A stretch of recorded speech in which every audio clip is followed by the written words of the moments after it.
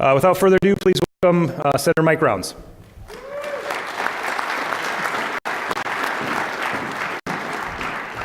Do you want the podium or do you want the lapel mic? No, this is fine. Yeah, this is great. Thanks, Josh. I think it's good afternoon now, if I checked right. I thought I'd be careful, so before I came in, I turned my cell phone off just so it couldn't be hacked while I was up here. Let me just begin by saying I wanted to say thank you to Dakota State University for hosting the DakotaCon 2016, as well as to the many sponsors who have helped to make this conference a reality. Let me just tell you right now, I am not an expert in any way, shape, or form with regards to anything to do with cybersecurity, but I want to lay this out in terms of a perspective from someone who is in the United States Senate, who cares about what it means to our country. So today, I want to first say thank you to all of those sponsors that are helping to make this thing work. But most importantly, I want to express my gratitude to all of you in the audience for your contributions to cybersecurity in the 21st century. Whether you are a professor, a student, or a practitioner in the private or public sector, you are working to address one of the foremost issues that we find ourselves with today. Protecting our citizens, our infrastructure, and our military from cyber attacks must be a top priority for the federal government. It is achievable, but it will require the cooperation of Congress, the White House, the Pentagon, the Department of Homeland Security, and perhaps most importantly, the private sector, who will play a crucial role in providing security in the cyber world. DakotaCon advertised this event as South Dakota's premier security event, all in the middle of a cornfield. Many of you in the audience are familiar with DSU's success story. That's why you're here, to give back, to help, to train our next generation, and to learn from one another. And we can't emphasize enough that Dakota State University is a national model of success in producing our future cyber workforce. In 2019, just 3 years from now, Michael Brown, the CEO of Symantec, predicted the cybersecurity workforce demand will rise to 6 million individuals with a projected shortfall of 1.5 million. So there's going to be a huge demand for all of you. U.S. Cyber Command in particular is seeking to recruit 4,000 cyber professionals to assemble 133 teams with various missions by the year 2018. In order to adequately protect our nation's networks and maintain our information security dominance in the future, we must make certain our workforce can meet these increased demands.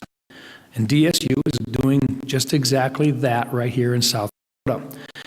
1 out of 3 DSU students studies computer science or cybersecurity in some capacity. Since 2012, the university has seen an 83% increase in students majoring in one of its 3 cybersecurity majors.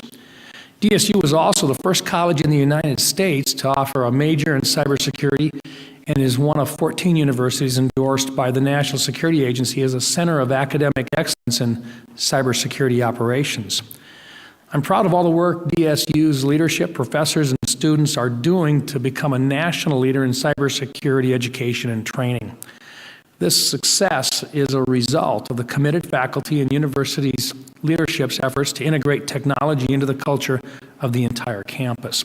Dakota State University's leadership has proven that universities in rural states can provide a world-class program and students that prepare them for high-demand 21st century jobs, all in the middle of a cornfield. Today I've been asked to talk about legislating cybersecurity, but really I want to focus on how we in Congress can work with you, who are truly the experts, to produce sound cybersecurity policy. In Congress, we're pulled in many different policy directions every single day. Those of you in the audience, on the other hand, are the experts in the trenches addressing cybersecurity on a daily basis. Your expertise on these issues is valuable and must be a part of any congressional legislative effort. And Congress must work to be more inclusive when legislating cybersecurity.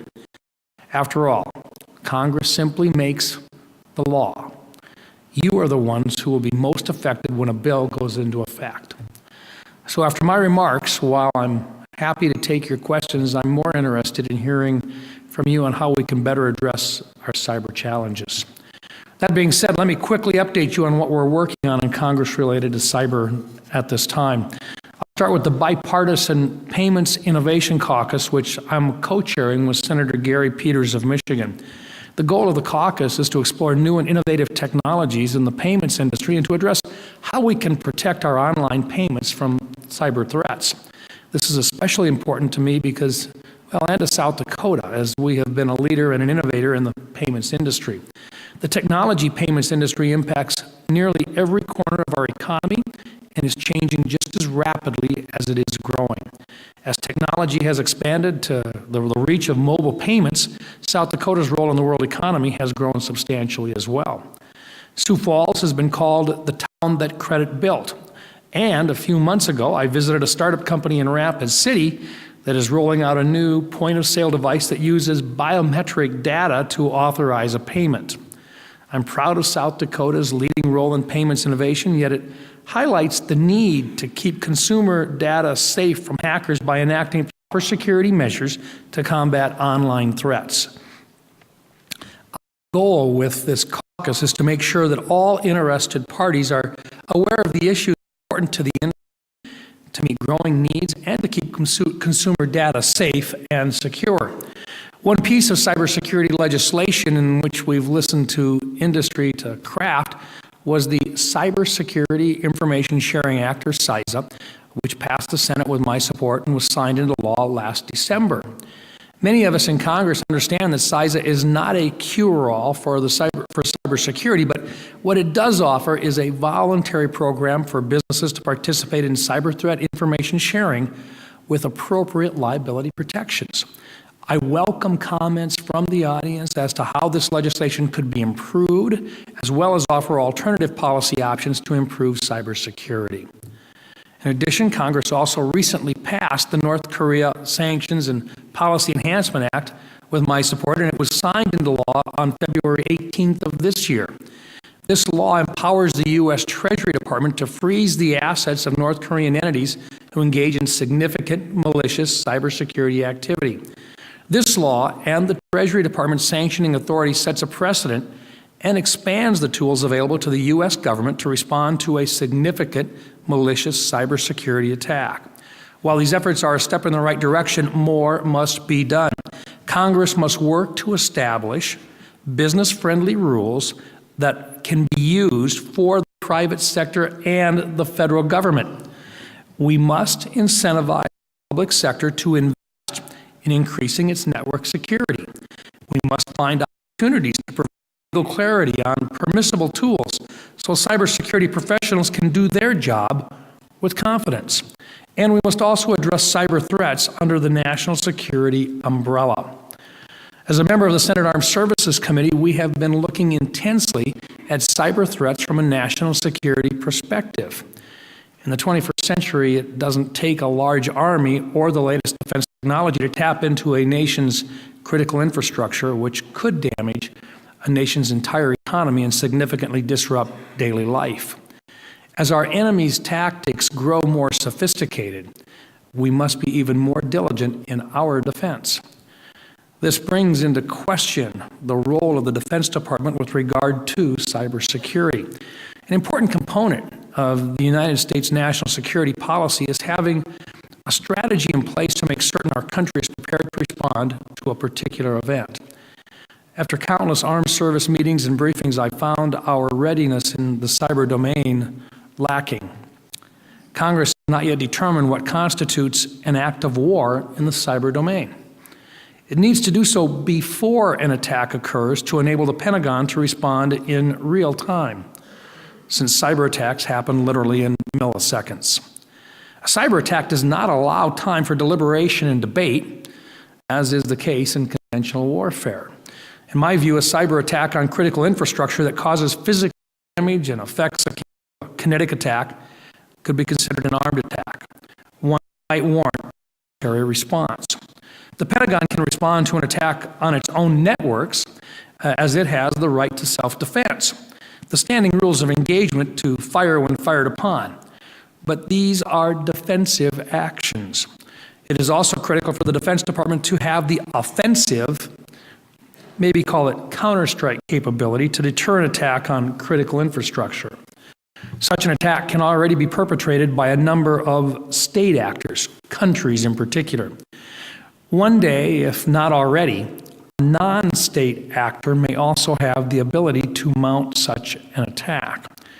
Thus, a cyber attack must be a major focus of the Defense Department's doctrine and operational planning. We have made some progress. In 2010, when the Deputy Defense Secretary William Lynn stated, and I'll quote him, as a doctrinal matter, the Pentagon has formally recognized cyberspace as a new domain of warfare, end of quote. I believe we are now striving to determine how to best operate in this new domain. And in doing so, the Pentagon faces a number of challenging issues as it undertakes roles such as blocking foreign hackers targeting domestic systems, assisting U.S. combat troops oversee and defending military networks. Let me just touch on a few of the challenges. First is the need to operationalize cyberspace. That means creating command and control systems that enable cyber operations that are integrated with other military capabilities based on a keen situational awareness.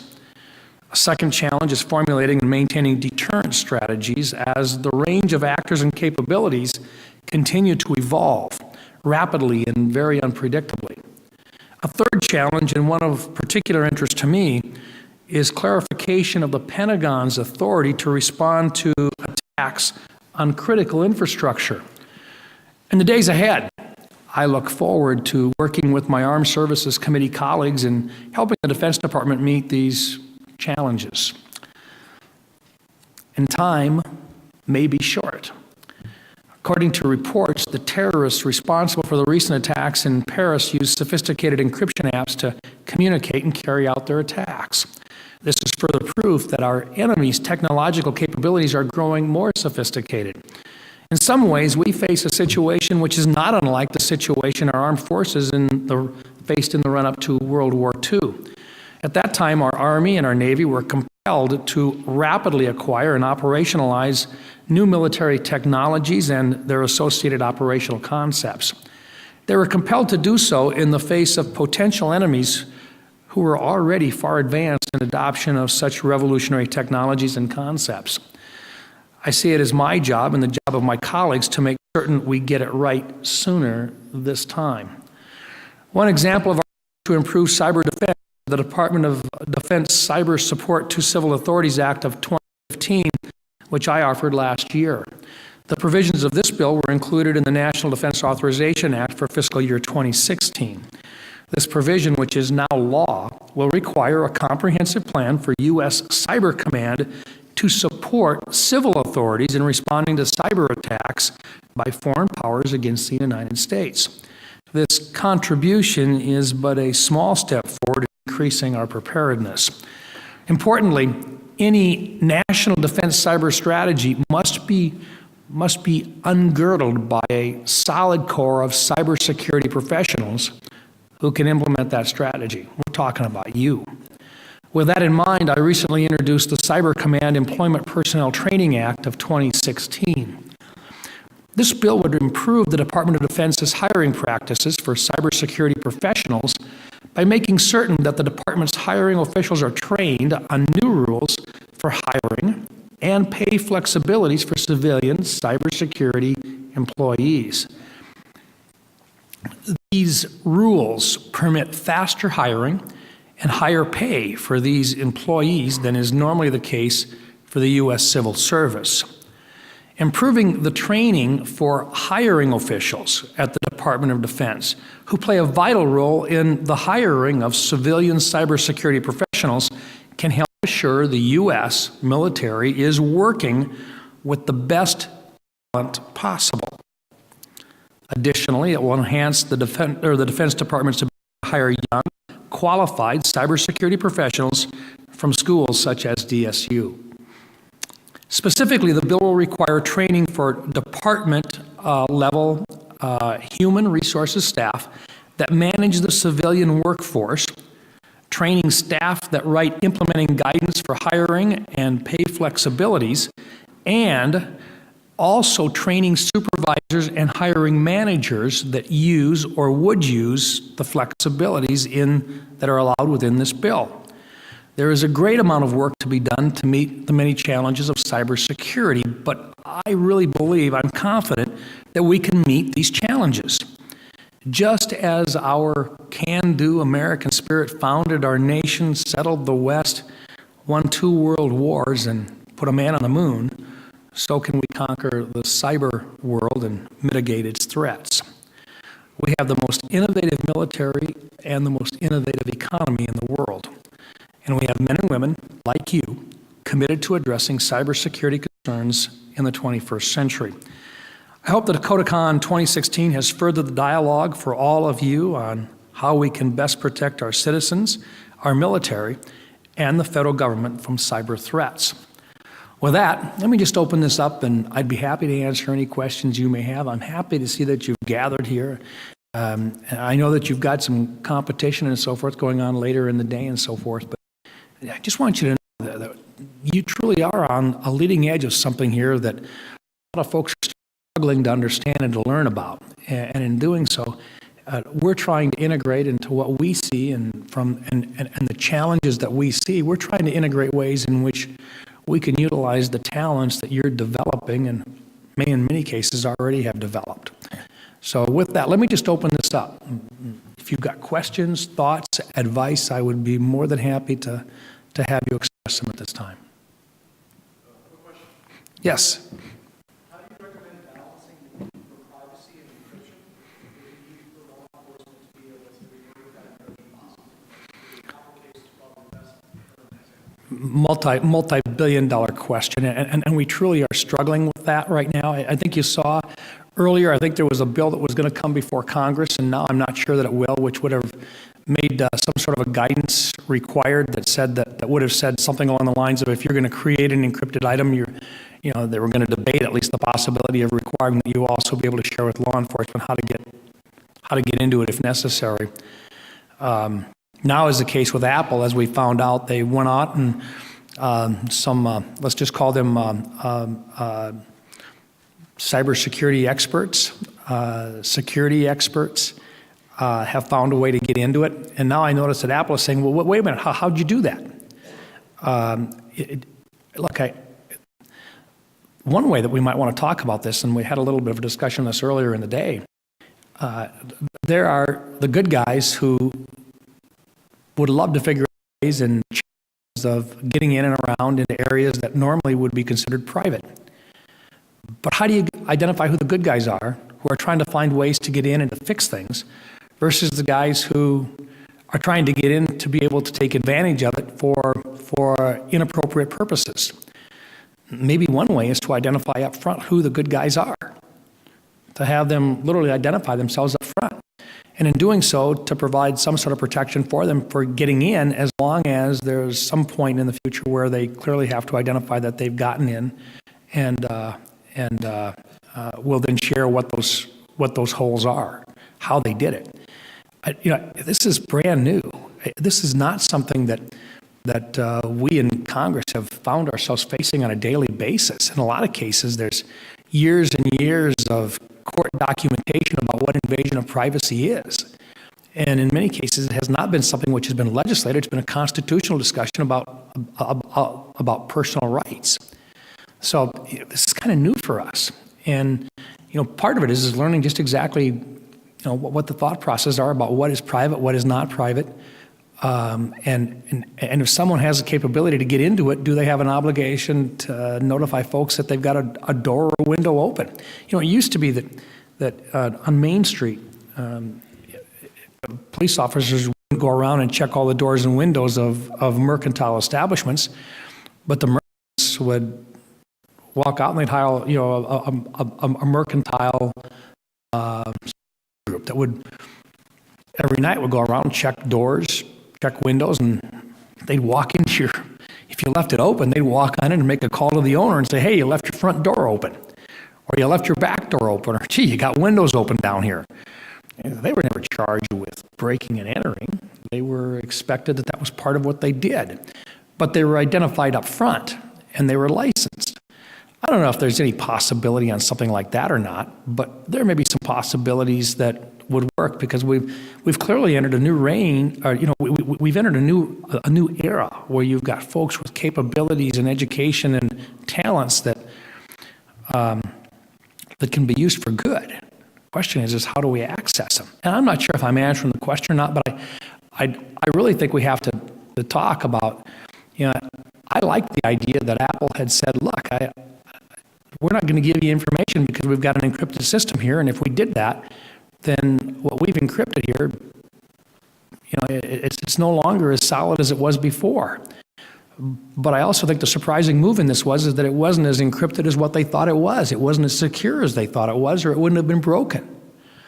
So now the next question is it simply a run-up to where there's got to be multiple lines of defense once again, and is this going to be an ever-changing technology almost challenge that's going to go in where every 3 months you're going to get a new update from Apple or from someone else saying, we've got a new series of here that we think you ought to get in, and now you're going to, I just got another one you did too on your phone saying there's a new level of encryption that we can now use.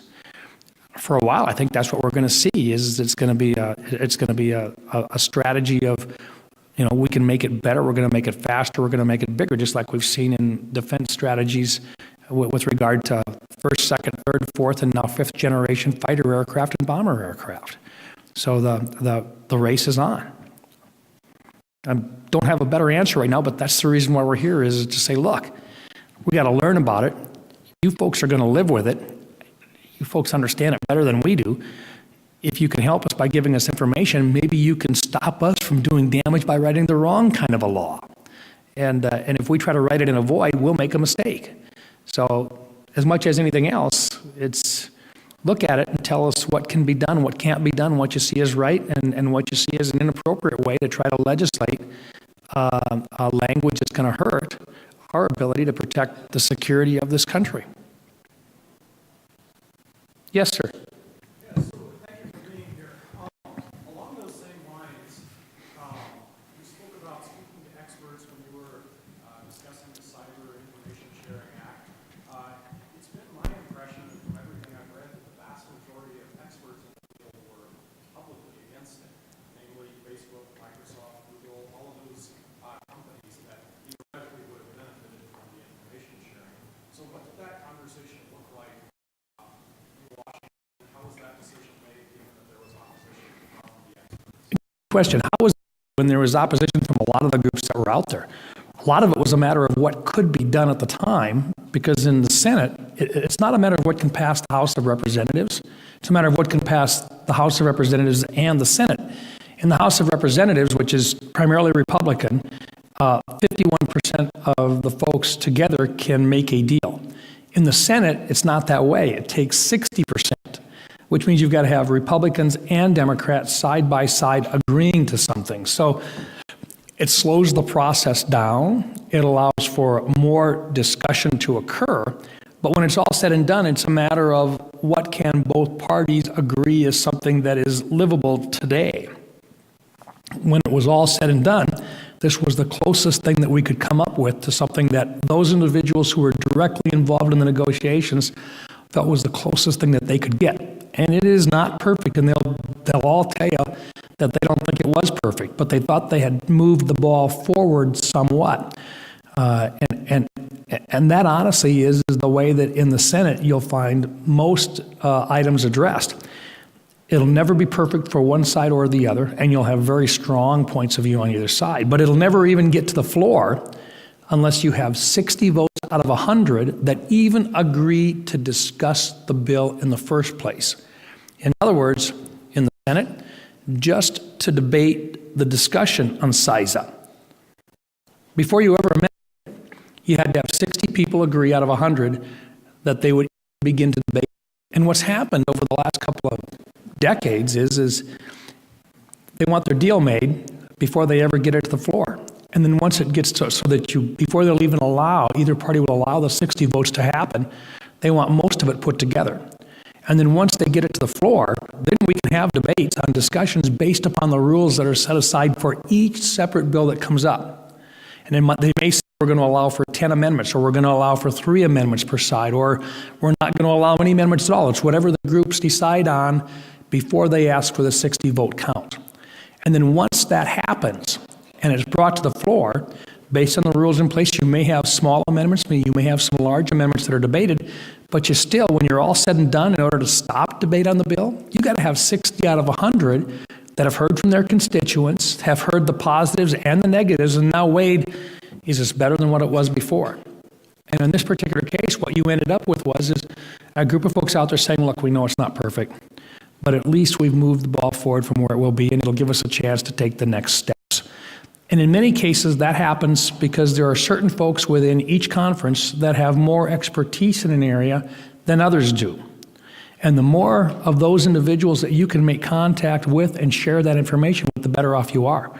In a lot of cases, what happens in the Senate, and I'm brand new, I've been there for a year, a lot of the determination about whether or not a bill is good or not is based upon who is sponsoring the bill, who is endorsing the bill, and credible discussion from those individuals who are having expertise on those bills. So if you walk into the Senate and you have a discussion about a bill and it has to do with a particular area, most of the senators will say, well, you really need to talk to so-and-so because they've got expertise in this area, and before it'll move, you've got to get them on your side. And in this particular case, the folks who had the bill, who were working on the bill and so forth, who stepped into it, had enough expertise on it and enough credibility on it to say, look, we know it's not perfect, but it's the best thing we can do right now. We would recommend that you vote for it, but we're going to have to come back and readdress it again. We know we will. And that's what happened. What else? I see 2 here. I'll go all the way in the back. Yes, sir.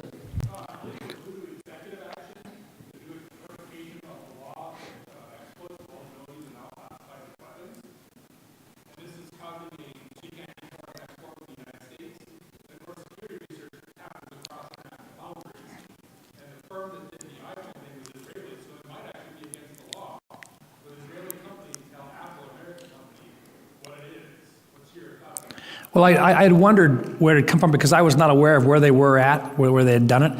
But the first thought that I had was I wonder if they were in violation of a current federal law when they did it, and whether or not they had gone in and tried to negotiate the deal with the Department of Justice before they announced that they could get in and do it. So you're giving me some new information that I did not know before I walked in. And yeah, if they could do it outside of the country, once again, now here's a case of where you say, all right, the country is probably illegal, but if you can go outside the country and you can do it, you can bring it back in.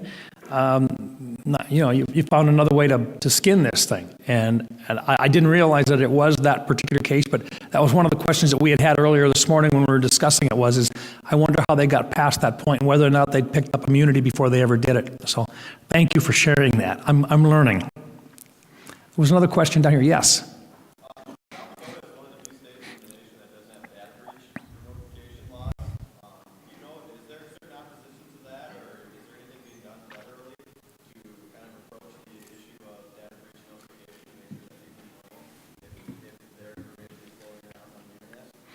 I don't know of anything within South Dakota, and honestly, I'd probably know more about it if I was in the state Senate or the state House right now.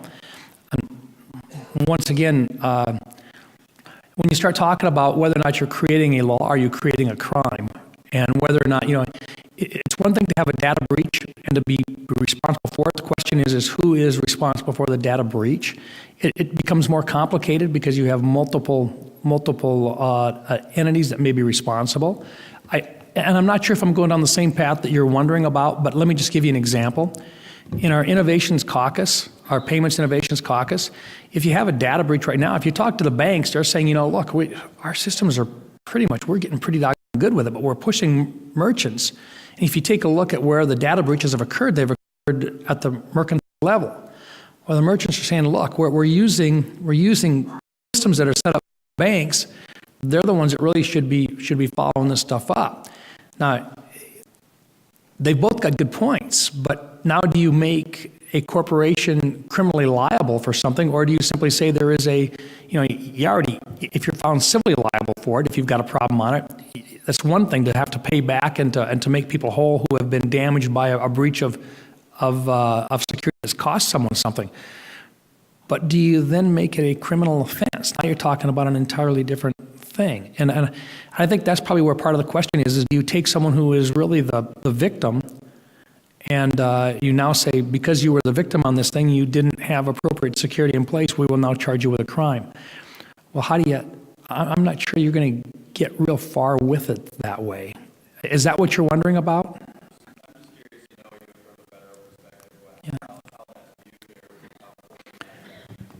You know, part of what we tried to do is to make it easier for businesses that find areas where they've been breached to share with one another, and in doing the sharing, to make sure that there are not privacy issues, that if they can keep the privacy of the individuals but still release the data, that it's not considered a breach of privacy, to allow them to share with other entities who may be in the same boat about what happened and how they got in.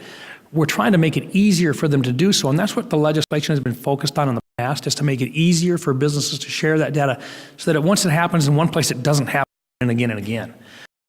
That's been the focus so far, but I'll guarantee you the laws are not perfect, and it's going to take folks asking questions about how you put the pressure on folks to make it better, and then how do you help them rather than harming them to where they say, gee, I don't even know if I want to offer that service if I'm also going to be criminally liable should somebody get in and breach it and make me a victim, but then I'm responsible as a victim for what somebody else has done to me.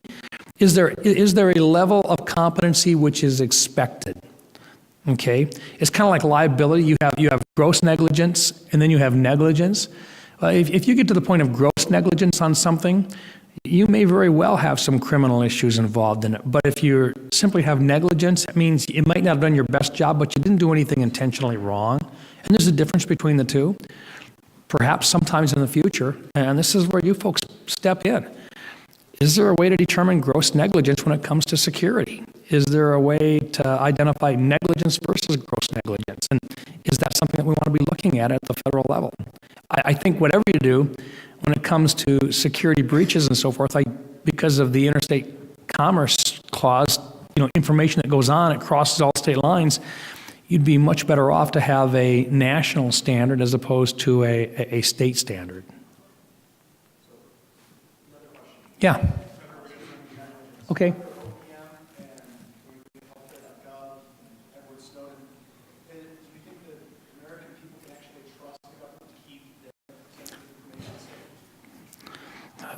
Personally, I don't think so.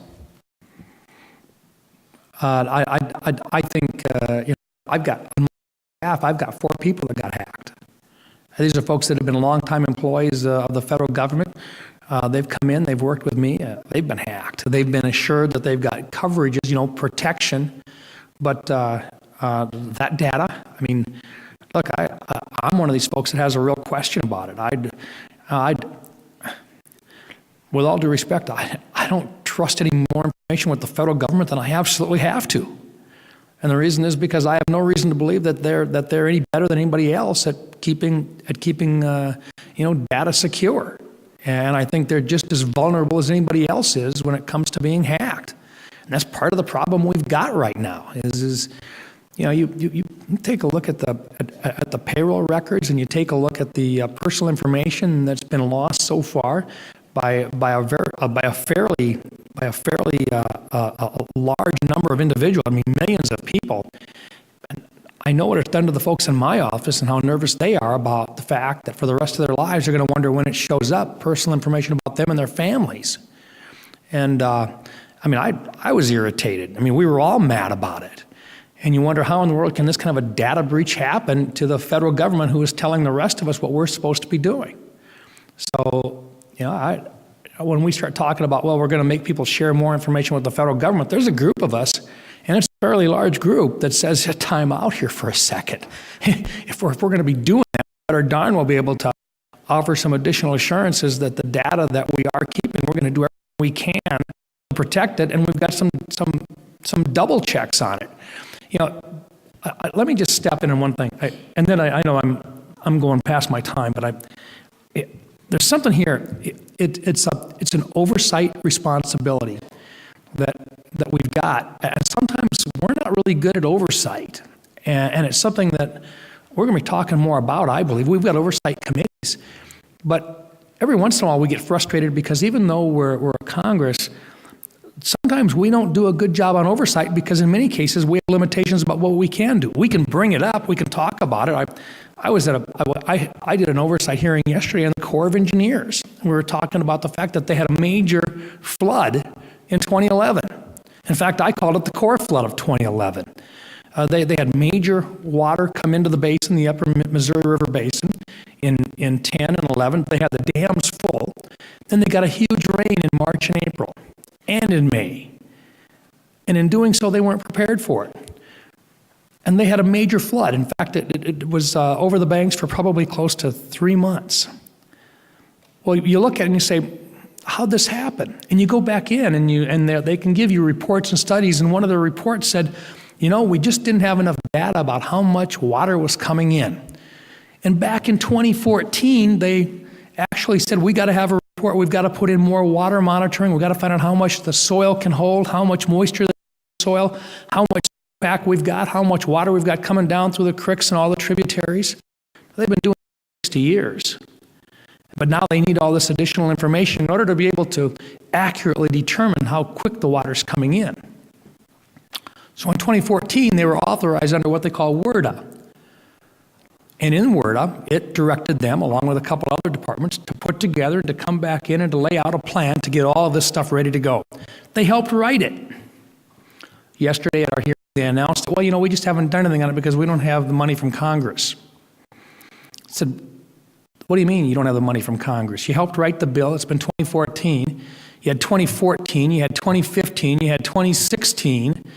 The president's already laid out his proposal for appropriations for 2017. So in my oversight responsibility, I'm saying you've now been 3 years. You're supposed to have this report. You suggest you've got a report coming, and now you have the audacity to suggest to us that you don't have the money to get a report done to tell us how much money you need in order to put in the monitoring devices in the first place. How could you even make an appropriation request unless you've done the study? No response. So here's a case of where oversight is there, but we don't have much of an authority here except to slap them on the wrist, bring about it publicly, talk about it publicly, and then to go back in. So they'll go back to their daily lives again and say, well, we went through that again, we got our butts chewed a little bit, and life is good. Except this time it's not going to be, because now we're going to go back in and we're going to chase this thing up the ladder and go up with it. So when we talk about the oversight, and I'm getting off of this a little bit, but it's the same thing when it comes to the federal government on collection of data. They can make mistakes, but unless we have a good system of oversight to ask the questions and then to get a response in a timely fashion about what they're doing to fix it, and then to make sure that when they tell us they're going to fix it, that they actually do, or there will be repercussions, life will just go on. The bureaucracy will continue on. So for me, if you ask me, should you voluntarily provide personal data? Absolutely not. If you're required to, yeah, you're required to, but then we've got an additional obligation to try to keep it safe. And that's where we need your help. You're the experts in this thing. And we need to hire the best and the brightest. And that's where you folks fall into this thing. That's the reason why I'm here today, is to tell you, you're critical to this country's future needs for security. I'm glad to see that you're here. We want you here, but we need your help. And part of it is you've got to tell us how we write laws correctly, when we screw it up, and what we've got to do to change it, because you're in the trenches. But even more than that, we need you to look at helping us at the federal level and at the state level and at the business level to help protect that data. You get to be on the front lines, and we can't do it without you. With that, I know that they're going to pull me off here, but I just once again say thank you. I'm glad you're here. You are very, very important to the future of this country, and we look forward to hearing from you in the future. And at the same time, thanks for letting me come in and vent a bit. Appreciate it. Have a good one.